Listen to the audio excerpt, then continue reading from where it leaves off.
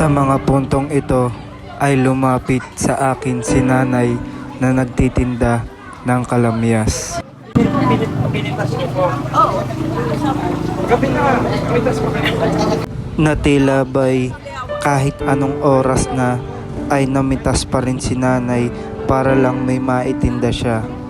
At pumukaw ng pansin sa akin ang katandaan ni nanay na kahit gabi na ay patuloy pa rin siyang naghahanap buhay. Na kung tutuusin ay dapat ay nasa bahay na lamang siya para magpahinga. Kahit gabi, nilawan niyo pa. Ngunit kailangan pa rin magtinda ni nanay para lamang may maiuwi siya kahit papaano sa kanyang pamilya. At kapansin-pansin sa mga mukha ni nanay na tila ba'y galing siya sa maghapon na paghahanap buhay. Take lahat. Tayo. Hindi, okay na po yan. At sa mga puntong ito ay hindi ko na kinuha ang sobrang sukli sa paninda ni nanay.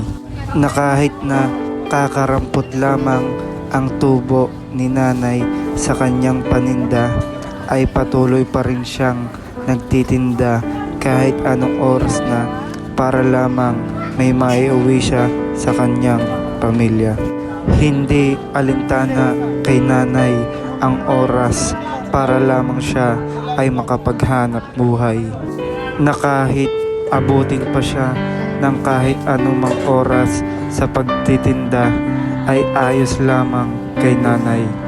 Kahit na hindi man ganon kadali ang mga ginagawa ni nanay ay patuloy pa rin siyang naghahanap buhay.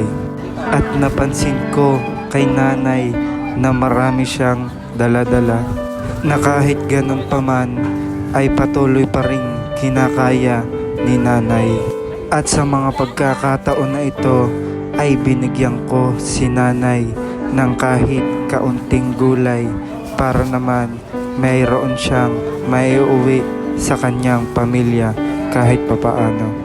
Nakakatuwa lang makita sa mga mukha ni nanay ang saya dahil kahit papaano ay mayroon na siyang maiuwi sa kanyang pamilya. Hindi matatawaran ang sakripisyo ng isang magulang para lamang mabigyan nila tayo ng magandang buhay. Kahit anong trabaho at hanap buhay ay papasukin, wag lamang tayo mapabayaan. Matinding sakripisyo man ang kapalit ay hindi ito alintana para lamang sa atin. Kung kaya't yakapin natin sila ng pagmamahal dahil hindi biro ang sakripisyo na inalay nila para sa atin.